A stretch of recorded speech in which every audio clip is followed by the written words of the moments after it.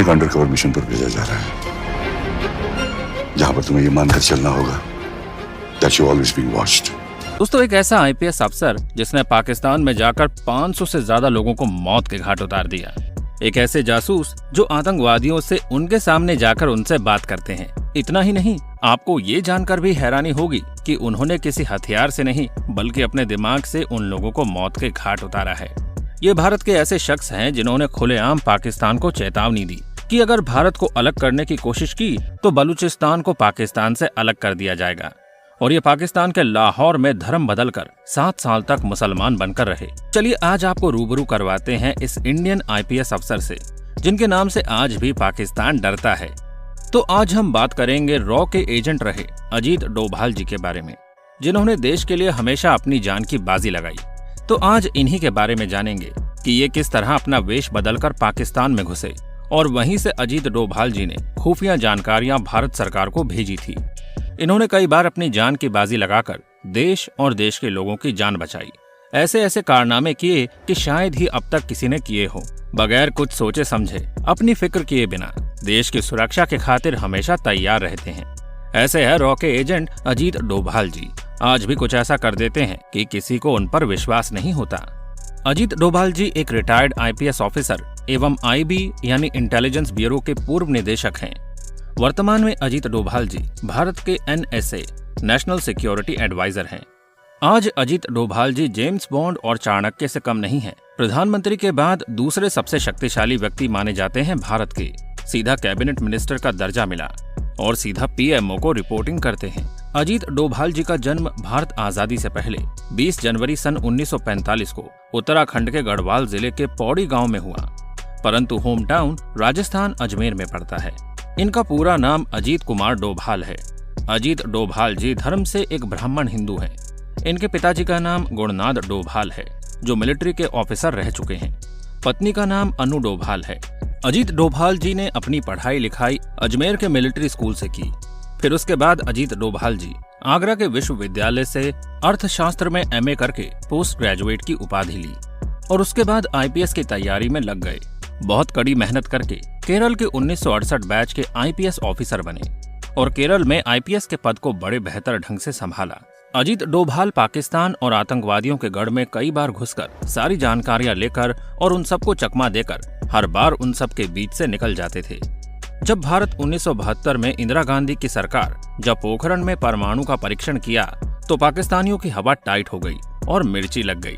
और पाकिस्तान के एक साइंटिस्ट थे जिनका नाम डॉक्टर AQ खान था।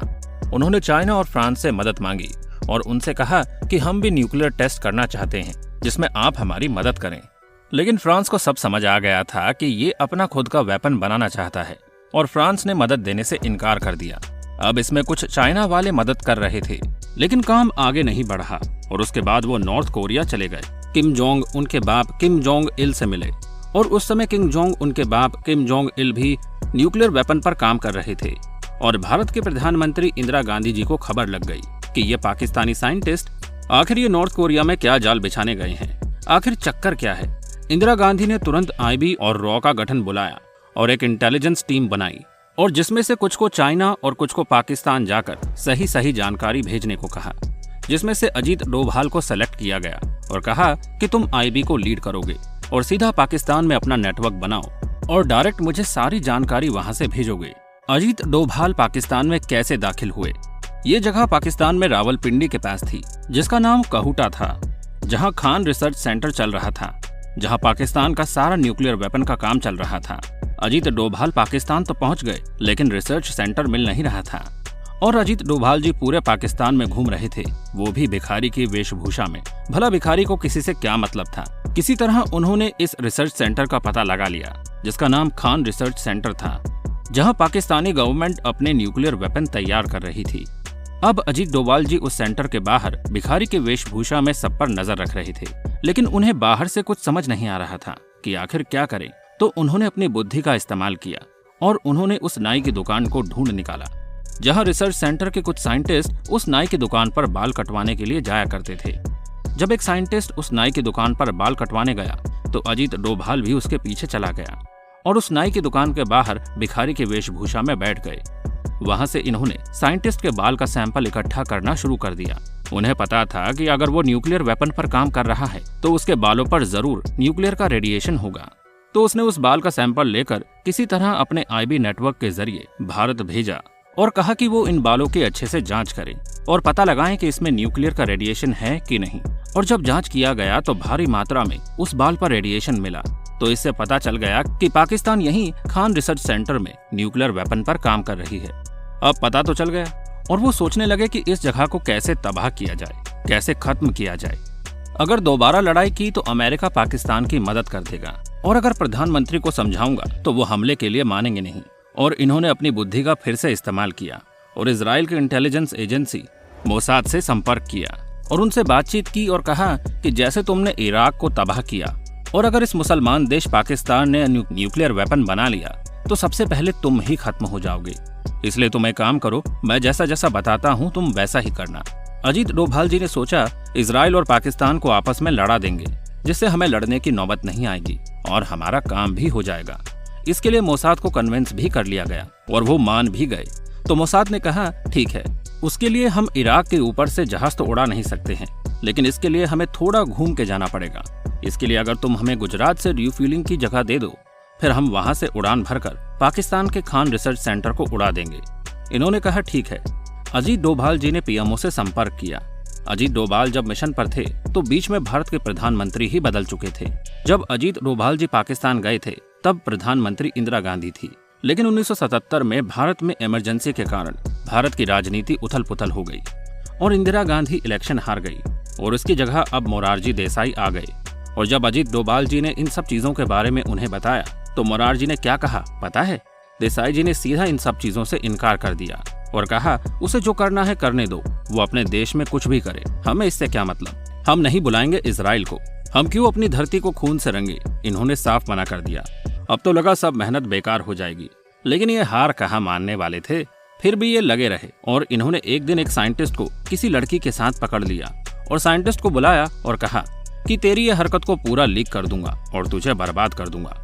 मेरी बात सुन और मुझे ब्लूप्रिंट्स दे दे। साइंटिस्ट ने कहा ठीक है, लेकिन मुझे $10,000 दे दे ताकि मैं यहाँ से कहीं दूसरी जगह चला जाऊँ। अजीत डोभाल जी मान गए और पीएमओ मोरारजी देसाई से संपर्क किया और कहा सिर्फ $10,000 देना है और हमें कुछ और काम हो जाएगा। लेकिन मोरारजी देसाई ने फिर से मना कर दिया, ऐसा थोड़ी ही होता है, मेरे पास बजट भी नहीं है, उसे जैसा करना है करने दो, वो अपना कर रहा है। फिर अजीत डोभाल जी परेशान हो गए और कहा कि हम लोगों ने अपनी स्पाई टीम को जान की बाजी लगाकर इतनी महत्वपूर्ण जानकारी निकाली, उसके इतने करीब गए और आप मना कर रहे हैं। हम उसके प्लान के बारे में अच्छे से जान पाएंगे और उसे बर्बाद कर सकते हैं। लेकिन फिर भी देसाई जी नहीं माने और इसके बाद इन्होंने रिजाइन कर दिया। लेकिन अपने मकसद में लगे रहे और सोचने लगे कि इसे कैसे खत्म करूं। लेकिन इतने में वहां के पाकिस्तानी आर्मी के नए राष्ट्रपति आ गए जिसका नाम जिया उल हक था। इन्होंने कमांड संभाली और पाकिस्तान को अपने कंट्रोल में ले लिया और ये चाहते थे कि अगल बगल के जितने भी देश हैं सबसे अच्छे रिश्ते रहें, सबसे मिलकर रहें।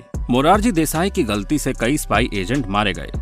तो पाकिस्तानी राष्ट्रपति जिया उल हक कभी श्रीलंका के प्रधानमंत्री से बात करें तो कभी बांग्लादेश, तो कभी नेपाल फोन करे तो कभी इंडिया में। और जब इंडिया में पाकिस्तानी राष्ट्रपति जिया उल हक ने फोन किया तो मोरारजी देसाई जी हवा बनाते हुए बड़े बेवकूफी वाले अंदाज में जिया उल हक से कहा कि तुम जो कहूटा में न्यूक्लियर वेपन हथियार पे काम कर रहे हो, हमें सब पता है, हमने कोई कच्ची गोलियां नहीं खेली है। तुम्हारे कितने साइंटिस्ट हैं सब मुझे खबर है। तुम्हारे खान रिसर्च सेंटर में क्या हो रहा है मुझे सब पता है। हमारा भी नेटवर्क वहाँ पर है। यहाँ पर इन्होंने सबसे बड़ी गलती कर दी ये सब बताकर। और वहाँ जिया उल हक परेशान, हैरान, हक्का बक्का रह गया। और होगा भी क्यों नहीं, क्योंकि इसके बारे में तो किसी देश को पता ही नहीं था। तो फिर भारत को कैसे पता चल गया? वहाँ थोड़ा कंट्रोल बनाओ अपना जिया उल हक। अब तक के किसी इतने बड़े प्रधानमंत्री की ये सबसे बड़ी गलती थी और इसकी सजा उन स्पाई एजेंट को देनी पड़ी। जिया उल हक परेशान हो गए तो जिया उल हक ने भारत के आईबी और रॉ के कई एजेंट्स को ढूंढ ढूंढ के मारा। प्रधानमंत्री मोरारजी की एक गलती से वहाँ पूरा नेटवर्क खत्म हो गया। लेकिन अजीत डोभाल जी किसी तरह वहाँ से भाग निकले, नहीं तो वो भी मारे जाते अगर सही वक्त पर वहाँ से नहीं निकलते। इस वजह से पाकिस्तान का न्यूक्लियर वेपन टेस्ट 15 साल डिले करना पड़ा। तो दोस्तों देखा आपने किस तरह देश के जवान अपनी जान पर खेलकर अपने देश की रक्षा करते हैं। वैसे आप क्या कहना चाहेंगे इस देश के वीर जवान के बारे में? अपनी राय हमें कमेंट बॉक्स में कमेंट करके जरूर बताइएगा। तो मिलते हैं आपसे अगली वीडियो में। तब तक अपना ध्यान रखिए। Bye bye.